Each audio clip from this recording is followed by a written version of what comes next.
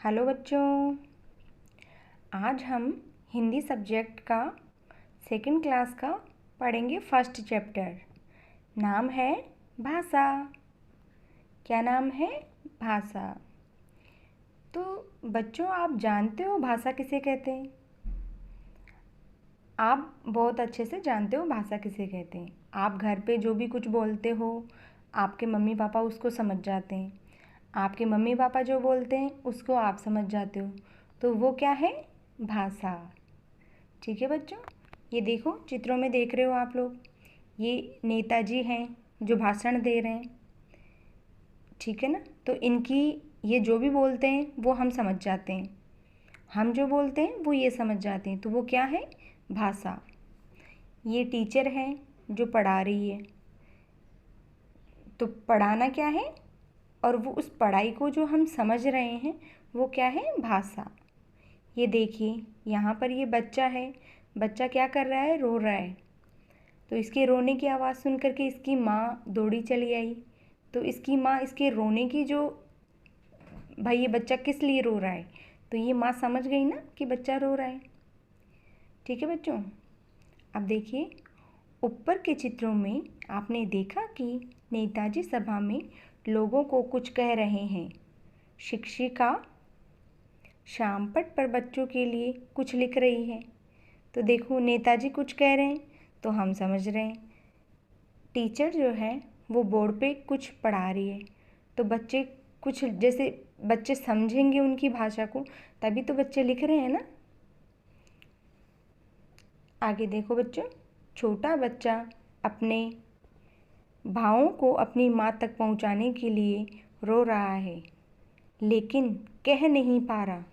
अब आपको पता है कि छोटा बच्चा बोल तो नहीं सकता, लेकिन रो कर के अपनी माँ को अपनी भाषा समझा रहा है ना। अर्थात बोलकर अथवा लिखकर अपने मन की बात दूसरों तक पहुंचाना तथा सुनकर समझाना। समझाना ये क्या होती है? ये भाषा होती है। यही तो भाषा है। ऊपर चित्रों में आपने देखा कि भाषा के बिना हमारे जीवन का कोई अर्थ नहीं होता। कोई अर्थ नहीं होता ना। अगर भाषा नहीं होती तो हम क्या समझ पाते किसी की बातों को? नहीं। भाषा शब्द भाष से बना है, जिसका अर्थ क्या होता है? बोलना। क्या होता है? बोलना। भाषा के रूप।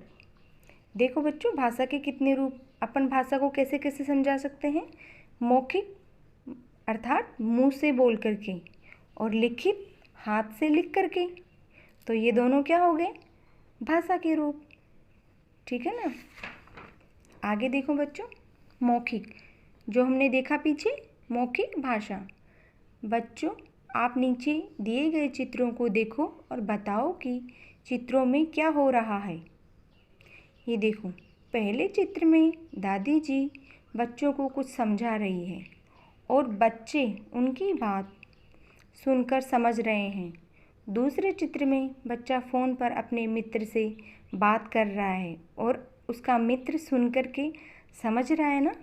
तो यहाँ पर तो इसकी दादी जी इन बच्चों को बोल रही है कुछ। यहाँ पर देखो ये बच्चा सुन रहा है फ़ोन से, अगले वाले को भी समझा रहा है और उसकी भी सुन रहा है। तो ये कौन सा रूप हो गए? दोनों मौखिक रूप। ये भी मुंह से बोल रहे हैं और ये भी मुंह से बोल रहे हैं और कान से सुन रहे हैं। दूसरा रूप कौन सा है? लिखित। ये देखो यहाँ पर एक बच्चे टेबल पे कुर्सी पे बैठी है ना, टेबल पे बुक में लिख रही है। तो लिखना कौन सा रूप हो गया? लिखित रूप। यहाँ पर देखो बच्चों, एक टीचर है जो बोर्ड पे बच्चों को लिख करके समझा रही है, तो वो कौन सा रूप हो गया? लिखित रूप। लिखना मतलब लिखित रूप। पहले चित्र में रिया अपनी सहेली को पत्र लिख रही है और दूसरे चित्र में इसमें अध्यापिका लिख रही है और बच्चे उसे पढ़कर समझ रहे हैं। समझ रहे हैं ना?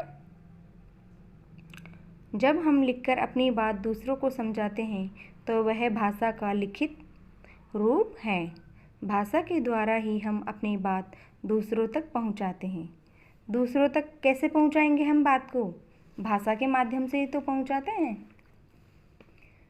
बच्चों, क्या आप जानते हैं कि संसार के सारे जीव और जंतुओं की भी अपनी बोलियां हैं? जिससे वे ही आपस में समझ सकते हैं। अपन नहीं समझ सकते, लेकिन वो जीव जो है वो समझ सकते हैं।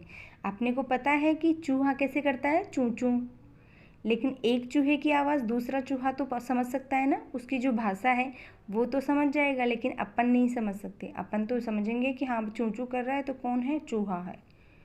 चिड़िया कैसे करती है, ची ची। कुत्ता कैसे करता है, भौं भौं, क्योंकि एक कुत्ते की आवाज़ दूसरा कुत्ता समझ जाएगा कि ये क्या कहना चाह रहा है, लेकिन हम नहीं समझेंगे। हमें ये है कि हाँ ये भौंक रहा है, भौं भौं कर रहा है।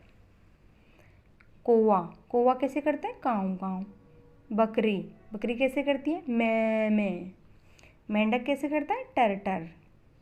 ठीक है बच्चों, भाषा के द्वारा ही हम अपनी बात दूसरों तक पहुंचाते हैं। भाषा के दो रूप, मौखिक तथा लिखित। हम जो कुछ मुख से बोलते हैं, कानों से सुनते हैं, वह क्या होती है, वह भाषा का कौन सा रूप है, मौखिक रूप है। हमने पहले पीछे देख ही लिया कि जो हम मुंह से बोलते हैं और कानों से सुनते हैं वो मौखिक रूप है। जो हाथ से लिखते हैं पेन कलम से, वो कौन सा है, लिखित रूप। ठीक है बच्चों।